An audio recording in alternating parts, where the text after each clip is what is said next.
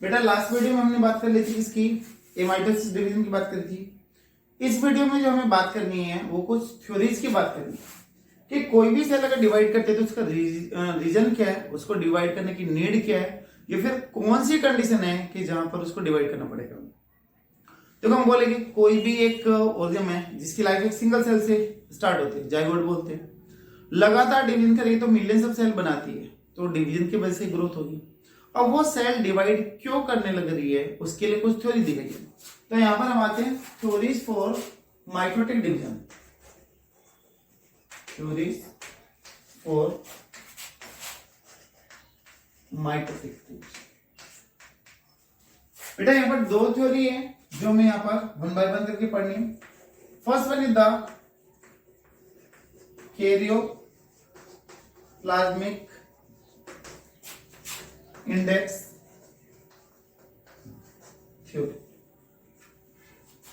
बेटा दूसरी थ्योरी है आपकी सरफेस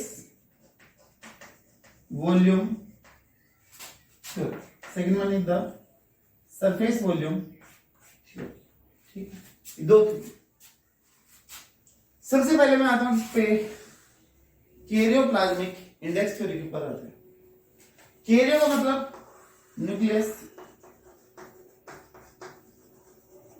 और प्लाज्मिक साइटोप्लाज्म के बारे में बोलते कि किसी भी सेल का डिवीजन किसके ऊपर डिपेंड करेगा, कैरियोप्लाज्मिक इंडेक्स के ऊपर डिपेंड करेगा। हम बोलते हैं कि जो स्मॉल सेल है that have high KI value. छोटी सेल के अंदर बेटा KI वैल्यू कैसे होगी, हाई होगी। क्यों? क्योंकि छोटी सेल के अंदर देखो साइटोप्लाज्म क्या होगा, कम होगा, less cytoplasm,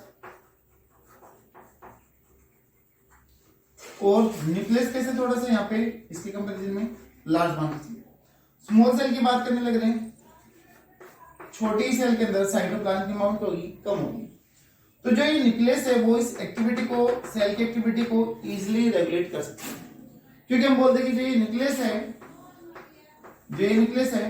that is known as the brain of the cell. ठीक है, सेल की एक्टिविटी को ये रेगुलेट करता है। तो अगर छोटी सेल है तो न्यूक्लियस इजीली क्या कर लेगा, एक्टिविटी को रेगुलेट करेगा। साइटोप्लाज्म क्या है, कम, तो जिसकी वजह से KI वैल्यू क्या है, ज्यादा। ठीक है, KI वैल्यू निकालने का एक फॉर्मूला होता है that is VN is equal to VC minus VN।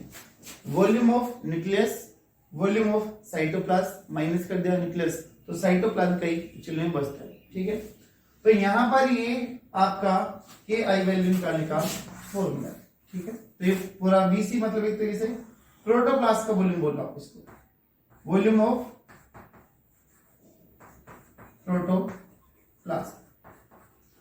Protoplasm का ये वॉल्यूम हो गया, और ये किसका वॉल्यूम ऑफ न्यूक्लियस।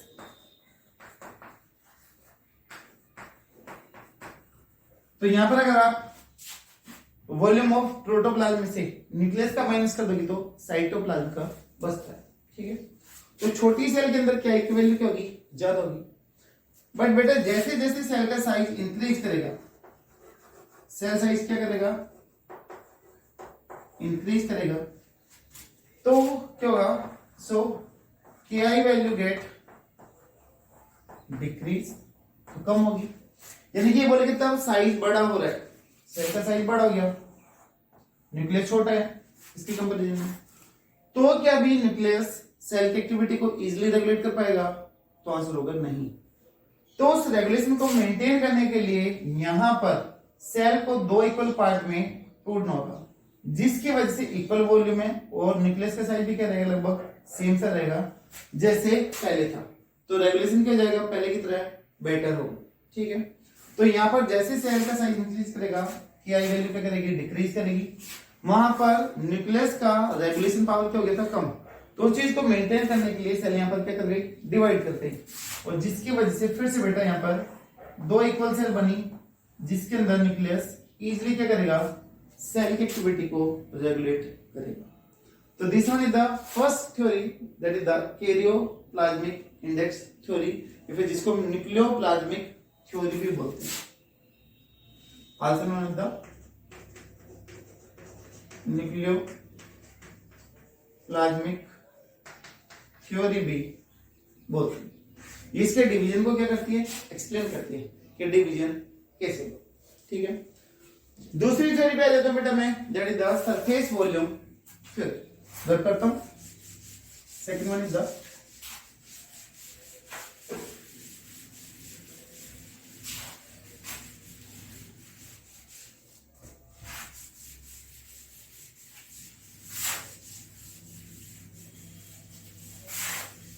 आप इस कैरियोप्लाज्मिक थ्योरी को ऐसे भी समझ सकते हैं कि जैसे एक क्लास थी, क्लास में 30 बच्चे थे और एक टीचर था। तो टीचर बड़ी अच्छे से क्लास को मैनेज कर पा रहा था, नोटबुक भी चेकिंग हो रही थी, डाउट भी ले जा रहे थे, एक एक बच्चे पे इक्वली फोकस था। बट बच्चे बढ़ गए, मान लो 100 हो गए। ठीक है, तो क्या अभी टीचर का उतना कंट्रोल रह पाएगा? कंट्रोल तो होगा बट उतना बेटर नहीं होगा। तो उस चीज को मैनेज करने के लिए क्या क्या कि 2 सेक्शन बना दिए, 50-50 स्टूडेंट के 2 सेक्शन बना दिए। तो अभी रेगुलेशन क्या हो गया, फिर से अच्छा हो गया। तो वही मैक्सिमम लगभग इधर जाता है। ठीक है, दूसरा आता आपका सरफेस वॉल्यूम थ्योरी। यहां पर क्या है, ये एक चीज तो है सरफेस एरिया बोल दे, और दूसरा क्या बेटा, वॉल्यूम। जो वॉल्यूम होता है इंक्रीज करता है वो V3 की फॉर्म में इंक्रीज करता है, और जो सरफेस एरिया है वो V2 की फॉर्म में इंक्रीज करता है। अगर कोई छोटी सेल है और उसके अंदर ग्रोथ हो रही है तो उसका वॉल्यूम क्या होगा, ज्यादा होगा। स्मॉल सेल और लार्ज सेल, बेटा लार्ज सेल के अंदर वॉल्यूम क्या होगा, ज्यादा, मोर वॉल्यूम। और जो सरफेस एरिया बढ़ने की स्पीड है वो क्या है, कम है। तो यहां पर कैसा होगा, more volume as compare to surface. तो जैसे जैसे साइज बढ़ता हो जाएगा तो सरफेस एरिया क्या होगा, इनसफिशिएंट होगा for the Uptake of the nutrients. तो जैसे जैसे बेटा साइज बढ़ेगा तो सरफेस या फिर सरफेस एरिया क्या रहेगा, कम रहेगा फॉर द एब्जॉर्प्शन। तो जिसकी वजह से उसको क्या करना पड़ेगा, डिवीजन करना पड़ेगा। तो each cell size get increase, then surface area is not sufficient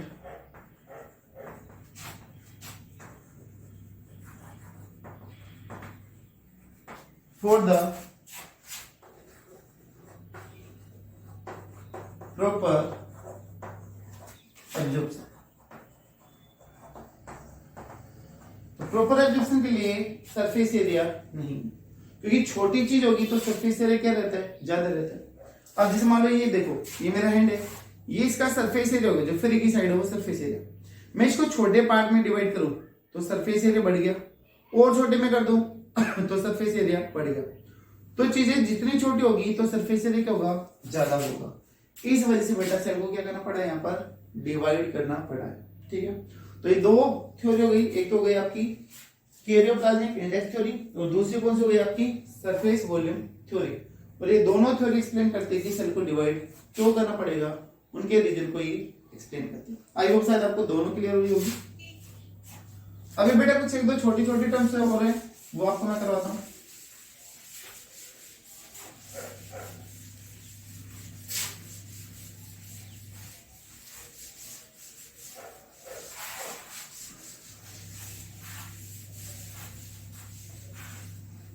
हमने एक टॉपिक पढ़ा था पहले, दैट इज द साइटोकाइनेसिस। पढ़ी थी हमने साइटोकाइनेसिस।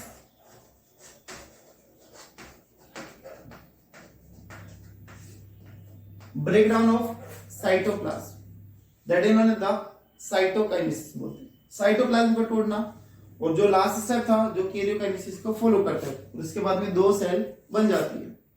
बेटा साइटोप्लाज्म का तोड़ना क्या कहलाता है, साइटोकाइनेसिस कहलाता है। अभी साइटोकाइनेसिस में दो टाइप है, एक तो सक्सेसिव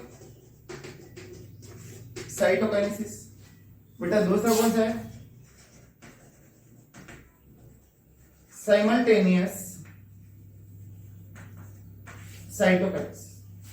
तो यहां पर दो टर्म है, successive cytokinesis and the simultaneous cytokinesis. तो पहले हम करते हैं इसके बाद सक्सेसिव की बात करते हैं।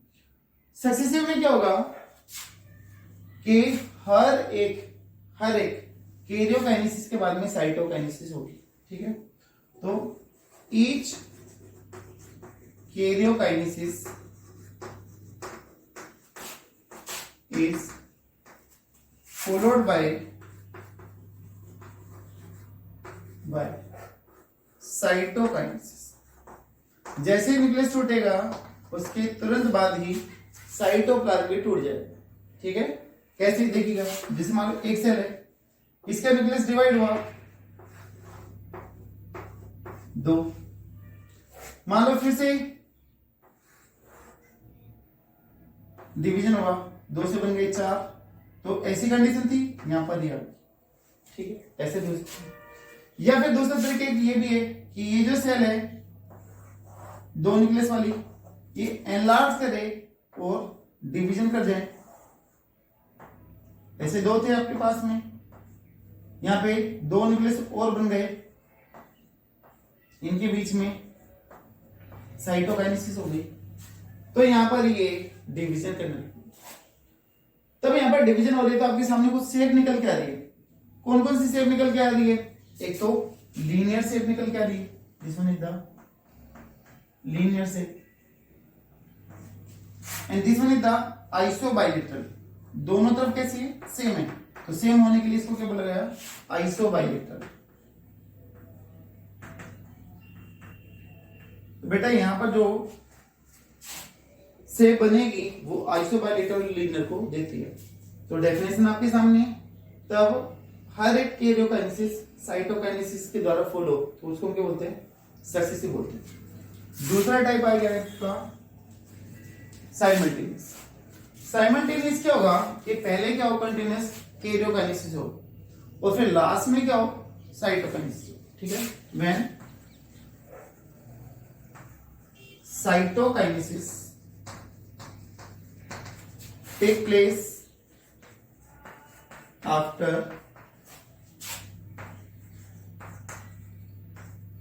continue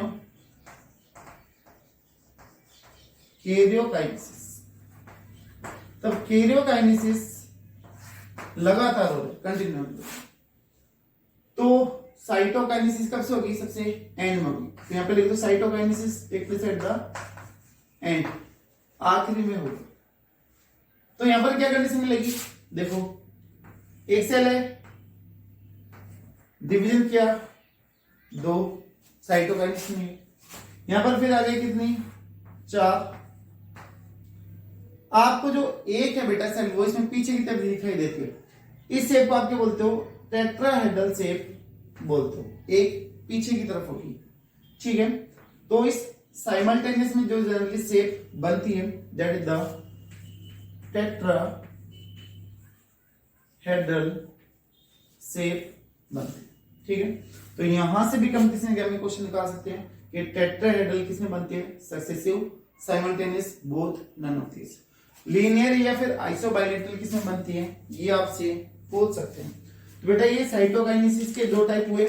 एक हमने पहले भी पढ़ा था साइटोकाइनेसिस का टाइप, कि वो प्लांट में रन कर रहा था, एनिमल में रन कर रहा था। उसके बेसिस पे भी हमने दो टाइप देख लिए थे, ठीक है। तो यहां पर ये, उसके बाद बेटा अगली टर्म आती है आपकी एंडोपोलिप्लोइडी और एंडोमाइटोसिस।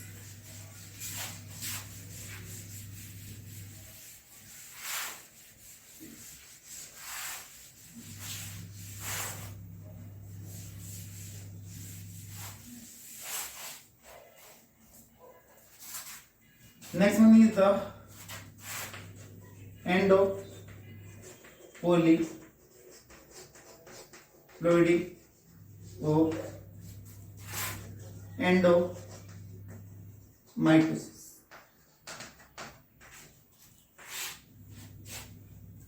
बेटा एंडो का मतलब अंदर, पोली का मतलब मैनी, प्लॉइडी का मतलब सेट ऑफ क्रोमोसोम। एंडो का मतलब अंदर और माइटोसिस का मतलब देखिए, तब न्यूक्लियस के अंदर लगातार क्या हो, माइटोसिस हो, रेप्लिकेशन हो, डीएनए की अमाउंट बढ़े, बट वहां पर कैरियोकाइनेसिस ना हो। समझने का मतलब कि कोई भी न्यूक्लियस है उसमें लगातार डीएनए की अमाउंट इंक्रीज होती जा रही है, रेप्लिकेशन चलता जा रहा है, डीएनए की अमाउंट बढ़ रही है, बट वहां पर कैरियोकाइनेसिस नहीं हो रहा है, यानी कि न्यूक्लियर मेम्ब्रेन ब्रेक डाउन नहीं हो रही है। तो उस न्यूक्लियस के अंदर जो क्रोमोसोम का जो सेट होगा, जो डीएनए का जो सेट होगा, वो क्या होगा, लगातार बढ़ता हुआ चला जाएगा। तो एक ही सेल के अंदर बहुत सारा डीएनए इकट्ठा हो जाएगा, तो उसी को आप क्या बोलते हो, एंडोपोलिप्लॉइडी बोलते हो। जैसे मान मैं बोलता हूं कि एक न्यूक्लियस, इस न्यूक्लियस में बेटा ये क्रोमोसोम ऐसे, ठीक है, यहां पर ये दूसरा क्रोमोसोम, अब ये रेप्लिकेशन में जा रहा है,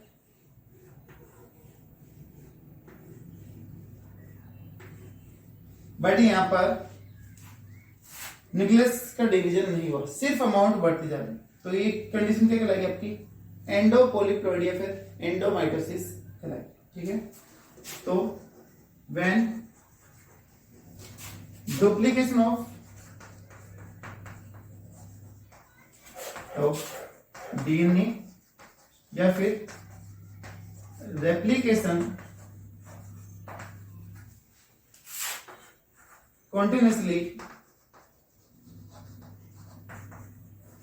take place inside the cell, inside the nucleus बोल दो, without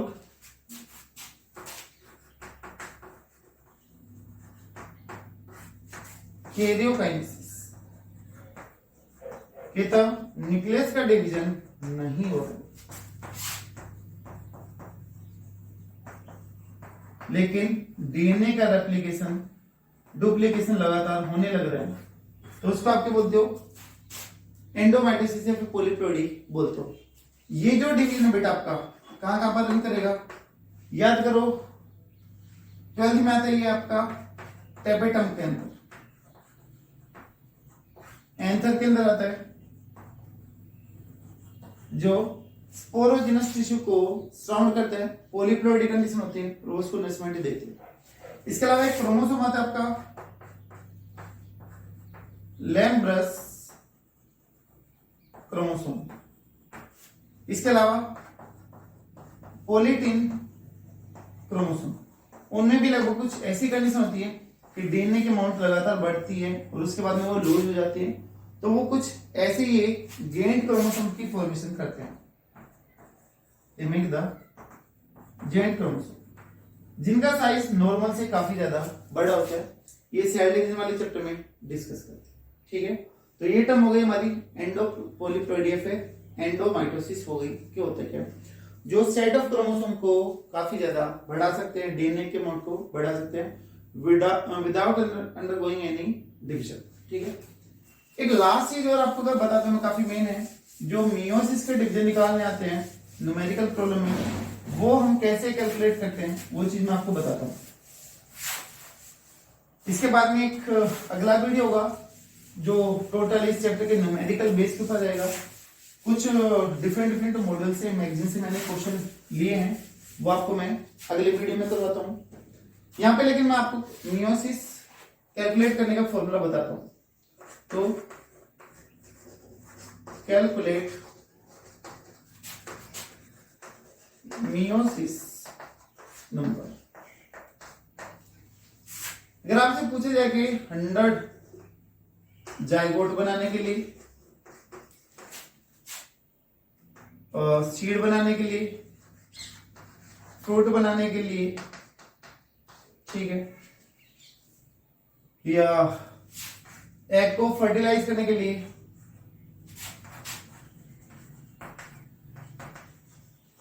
कितने मियोसिस की नीड होगी, तो आपके इसमें अगर 100 की बात हो रही है तो 100 तो बेटा 100 सीड बनाने के लिए आपको मान लो 100 क्या चाहिए, एग चाहिए, और आपको पता है कि एक मियोसिस से एक एग बनता है, तो 100 क्या हो गई, मियोसिस हो गई।